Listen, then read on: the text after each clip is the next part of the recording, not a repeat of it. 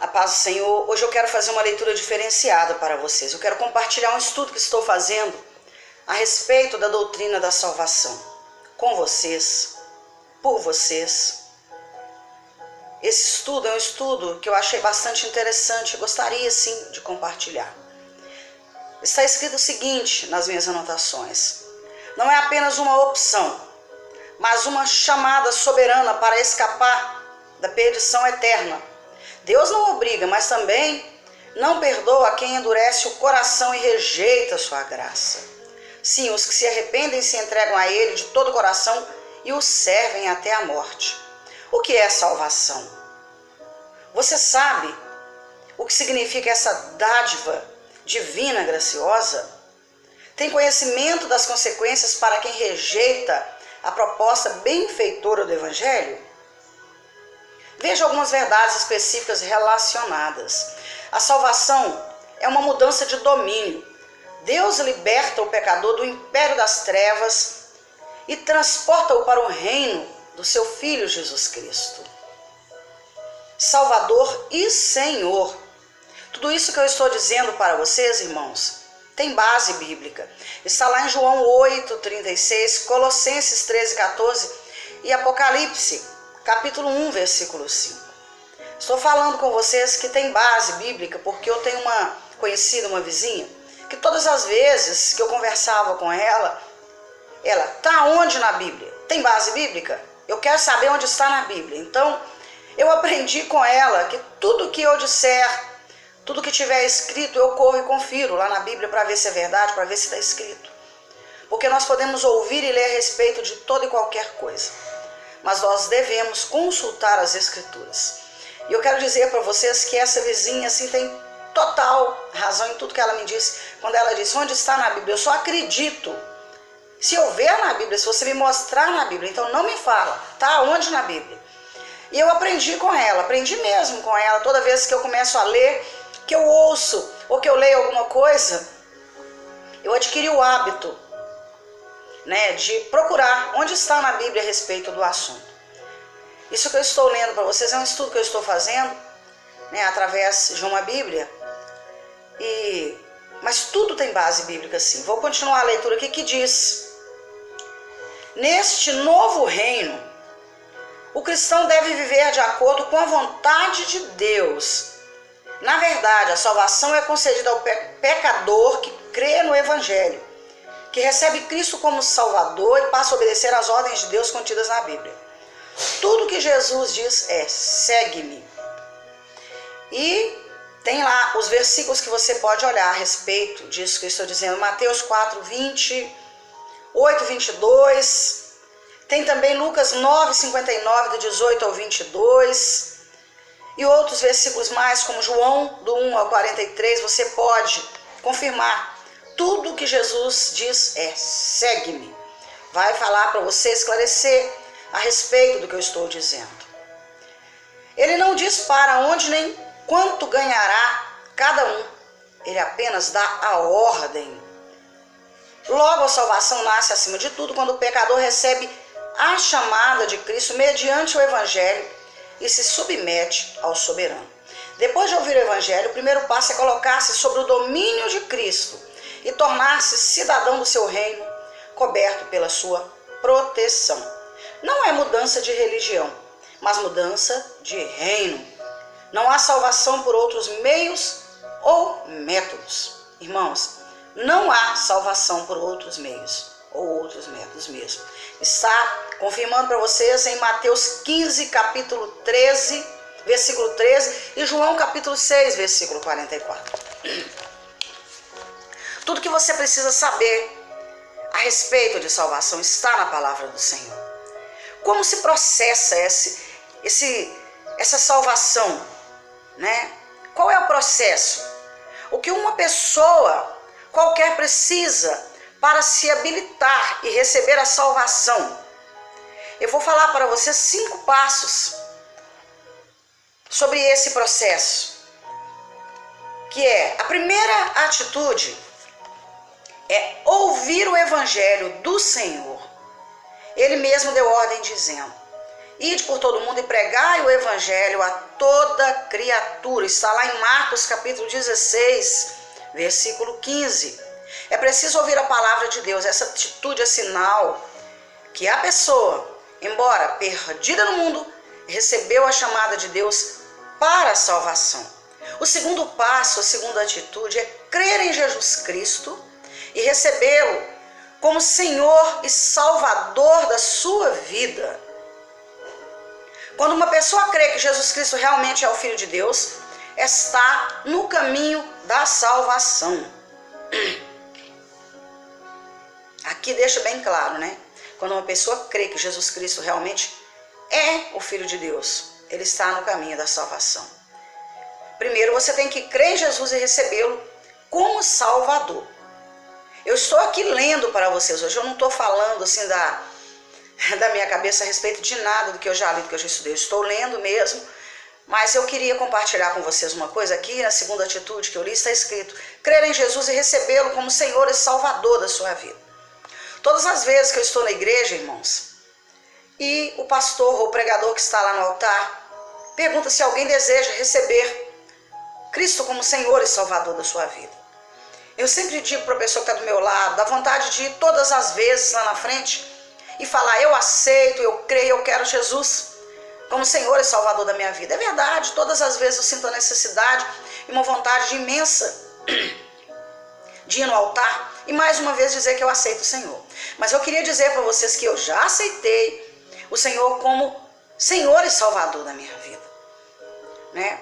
Essa vizinha minha, uma vez me levou até a casa de uma tia dela, né? Porque eu já era convertida, estava na igreja, mas eu nunca tive nessa igreja a oportunidade de ir até o altar, né? Quando eles chamassem, eu não me recordo se eles já chamaram lá no altar. E eu nunca fui até o altar dizer: eu aceito, eu quero o Senhor como Salvador da minha vida. E essa vizinha, assim, é uma pessoa muito especial. Ela me levou um dia na casa da tia dela e nós tomando um chá delicioso, um mate gelado, assim, com um bolo muito gostoso, após a gente compartilhar essa tarde, assim, na casa dessa tia dela. Nós, antes de irmos embora para casa, ela me chamou. A tia dela, nós ficamos de pé, umas para as outras. E ela resolveu, ela e a tia dela, me fazer essa pergunta: nós queremos saber de você uma coisa, Rosana. Você aceita Jesus como Senhor e Salvador da sua vida? E ela disse, né, as palavras que teriam que ser ditas naquele momento, e eu repeti aquelas palavras. Foi assim uma emoção muito grande quando eu lembro disso, porque foi um momento único. Eu já tinha passado por inúmeros processos, mas eu nunca havia dito com a minha boca, com as minhas palavras, e aceitado com exatidão, com o coração assim saltitante como naquele momento. É um momento inesquecível, irmãos, quando nós aceitamos o Senhor como Salvador da nossa vida, como o único Deus, o único Salvador da nossa vida. E eu tive a oportunidade, através dessa vizinha, né, que me levou nesse dia tão especial, nesse chá, numa tarde, nesse momento único e simples e maravilhoso, e eu aceitei de coração o Senhor como Salvador da minha vida. Está aqui nesse passo, crer em Jesus e recebê-lo como Salvador e Senhor da sua vida. Esse momento inesquecível eu fiz isso, apesar de já estar consciente que eu queria Jesus como Salvador para minha vida, de já estar congregando numa igreja, mas eu nunca tinha vivido esse momento. Eu quero dizer para todos vocês que é muito importante que você vá até o altar e aceite o Senhor como Salvador da sua vida. Que você creia no Senhor e aceite como Salvador da sua vida. A terceira atitude é arrepender-se dos pecados cometidos. Daí em diante o Espírito passa a atuar nessa pessoa e transformar o seu modo de pensar, falar e agir. Aliás, o novo convertido daí em diante vive em função dos preceitos divinos e deve evitar seus pontos de vista particulares sobre religião, fé, igreja, pecado, céu, inferno, derrota, vitória, mas aceitar as verdades divinas. Porque quando você se arrepende, né, do seu passado, dos seus pecados, você tem que deixar tudo isso para trás. Você tem que ser uma nova criatura. Você tem que, de fato, se arrepender. E se você se arrepender do fundo do seu coração, você está pronto para caminhar com o Senhor. Tem a quarta atitude, que é buscar a libertação total. Esse milagre não ocorre da noite para o dia, pois depende de conhecer e aceitar a verdade que liberta. E a verdadeira verdade que liberta é o Senhor. Eu até anotei aqui, né, em João 8,36, portanto, se o Filho os libertar, vocês de fato serão livres. Pois se é a palavra que liberta, aceite o Senhor Jesus e seja livre. Viva livre. Deixe tudo para trás, esqueça esse fardo pesado que você está carregando. Seja livre. Aprendi, né, com essa pessoa que também é minha vizinha, que a palavra é que liberta. Não adianta você ficar aí a vida inteira fazendo milhares de cursos de cura e libertação, buscando essas igrejas, né, que tem rituais de curso de libertação, né? Eu mesma já fiz um desses cursos, decidi até o fim, porque eu queria ver até onde ia, e eu precisava entender e compreender tudo aquilo, porque quando nós somos, né, neófitos, novos na fé, nós de fato desejamos conhecer um pouco de tudo e saber, entender, e queremos ser libertos. Então ficamos correndo de um lado para o outro, buscando cura e libertação. Mas eu posso afirmar para vocês e dizer que eu fui salva, curada e liberta pela palavra do Senhor. Assim como está escrito em João 8,32, a palavra é que liberta. E a quinta atitude, pedir e receber o batismo em água. Essa ordenança não é uma criação de nenhuma igreja, nem dos apóstolos, mas de Deus. Aliás,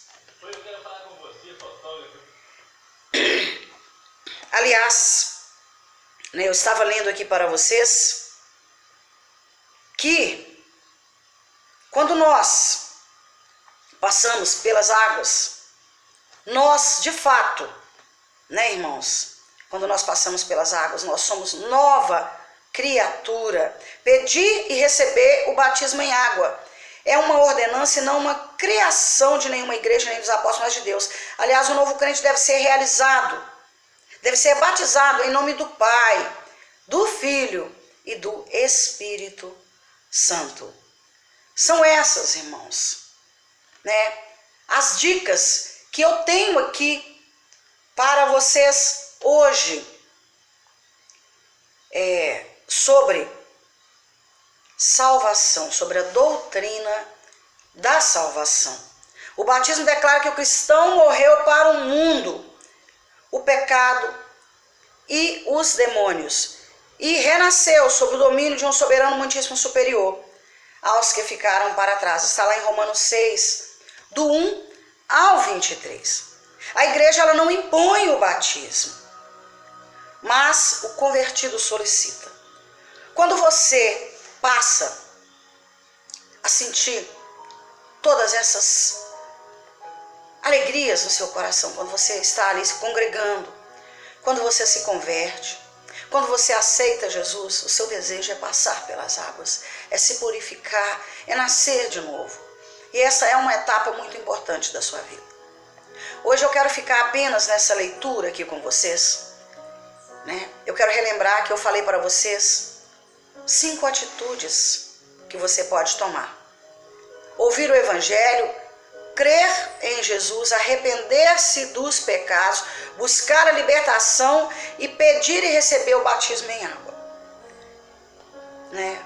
Em outro momento eu vou dar continuidade a esse assunto, falando um pouco mais aprofundado sobre o assunto. Mas eu queria apenas que vocês entendessem um pouquinho a respeito da doutrina da salvação, que é buscar a salvação em Cristo. Você precisa aceitar Jesus como Senhor e Salvador da sua vida. E aceitar Jesus tem que seguir todos esses passos. Não basta dizer, eu já sou de Cristo, eu já tenho Jesus na minha vida. É preciso que haja mudança. É preciso que haja transformação. Porque não é a religião que vai te salvar. Não é a religião, é aceitar Jesus. E aceitar Jesus é preciso sim que haja algumas mudanças na sua vida. Esteja disposto a mudar, esteja disposto a aceitar Jesus como Senhor e Salvador da sua vida. Nós não estamos vivendo tempos bons. Os tempos daqui para frente não vão melhorar para ninguém se não aceitar Jesus. Você precisa aceitar Jesus para viver em conformidade com a palavra de Deus. Você precisa crer, você precisa viver o Evangelho de Jesus Cristo, o Salvador que veio para te libertar. Se você precisa de libertação, se você precisa de cura, está apenas na palavra do Senhor. Busque o Senhor Jesus como único e suficiente Salvador da sua vida e seja liberto. Não há outro meio de libertação. Não há vassoura ungida, não há óleo ungido, não há roupa ungida, não há nada que faça você ser liberto. Mas a palavra te libertará. Eu te dou garantias que a palavra te libertará, pois eu estou todos os dias da minha vida sendo liberta pela palavra. Eu fui liberta pela palavra e a libertação ela é contínua. Você é liberto todos os dias através da palavra do Senhor. Você é curada todos os dias, curado através da palavra do Senhor. Buscando entender, viver e compreender o Evangelho. Não há nada de diferente que vá modificar a sua vida. Não há livro de autoajuda que modifique a sua vida. Eu mesma posso garantir para vocês que eu já fui uma leitora de livros de autoajuda. Livro de autoajuda é temporário, é passageiro. Amanhã você vai estar na mesmice. Livro de autoajuda não ajuda ninguém. A Bíblia sim, é permanente, é a palavra do Senhor. Eu já li inúmeros livros, já me desfiz de todos eles e fiquei com apenas um livro de autoajuda, que é a palavra do Senhor. Esse livro, ele é um livro que não só te ajuda a se libertar, mas é uma libertação permanente. Você não precisa sair todos os dias aí comprando um livro ou outro para se libertar disso ou se libertar daquilo, né? Nós precisamos dos psicólogos, dos psiquiatras, dos médicos, todos foram deixados pelo Senhor. Tudo é bênção do Senhor na nossa vida, mas nós precisamos entender, compreender e saber usar cada profissão, cada profissional como deve ser feito, mas fundamentados na palavra de Deus, alicerçados na palavra de Deus. Todos nós ajudamos uns aos outros, uma vez que alicerçados na palavra do Senhor. Precisamos sim, irmãos. Eu amo a psicologia, tenho uma irmã que é psicóloga, e compreendo muitas coisas, mas buscar livros de autoajuda o tempo inteiro se torna uma coisa muito perigosa. Nós precisamos nos fundamentar verdadeiramente na palavra de Deus. Eu aprendi isso, estou passando para vocês uma coisa que eu aprendi. E tenho certeza e afirmo a vocês, porque através da palavra eu estou aprendendo todos os dias. Eu não sou sabedora da verdade, conhecedora da total verdade, porque ainda que eu viva 1000 anos, eu não conhecerei a verdade. Porque a verdade revelada está na palavra do Senhor e nós só vamos aprender quando o Senhor permitir que nós aprendamos. Tudo é permissão do Senhor. Mas eu quero dizer para vocês, com toda certeza, livro de autoajuda não salva ninguém, livro de autoajuda não ajuda ninguém. É como uma falsa doutrina, é como uma inverdade. Mas a verdade é o Senhor, a verdade é Jesus. A verdade é o soberano Deus, aquele que está sentado no trono e Jesus ao lado dele. E a verdade é a palavra é a verdade. Eu afirmo para vocês, a partir do momento que vocês começarem a ler a Bíblia, vocês começarão a entender de onde provém todas as outras falsas doutrinas. As pessoas pegam a palavra, tudo que já ouviu ao longo da vida, inventam e criam muitas mentiras. Muitas falsas verdades, muitas inverdades, mas a palavra do Senhor é a verdade que liberta. E hoje, essa leitura que eu fiz para vocês aqui a respeito da salvação é muito importante. Eu estou fazendo alguns estudos aqui a respeito da salvação, a respeito da palavra do Senhor, porque é importante que todos os dias nós venhamos a nos renovar na palavra do Senhor, para que nós possamos entender. Porque cada dia que você lê uma Bíblia, um versículo, que você faz um estudo bíblico, Deus te dá um entendimento, porque a palavra se renova a cada dia. Um grande abraço a todos vocês, assim, do fundo do meu coração. Eu gostaria muito que você que está ouvindo essa mensagem Lê-se a palavra do Senhor. Consulta lá Efésios, eu tenho algumas indicações aqui, ó. Efésios 2, versículos 11, 12. Efésios 4, versículo 11 e 16, Romanos 6, do 1 ao 23, João 8, 36, tem também Colossenses 1, 13 e 14, João 8, 36, eu já falei, né? Apocalipse 2, 10 e Mateus 24, 13. São leituras a respeito da doutrina da salvação que eu disse para vocês hoje, fundamentada na palavra do Senhor. Como disse e como dizia minha vizinha para mim, tem base bíblica. Está na palavra o que eu estou dizendo para vocês. Pode confiar, pode ler através dessas leituras que eu disse aqui, que está lá. O Senhor inspirou essas pessoas que escreveu o Evangelho para alertar e abrir nossos olhos. Um grande beijo no seu coração e fiquem com Deus, na paz do Senhor Jesus.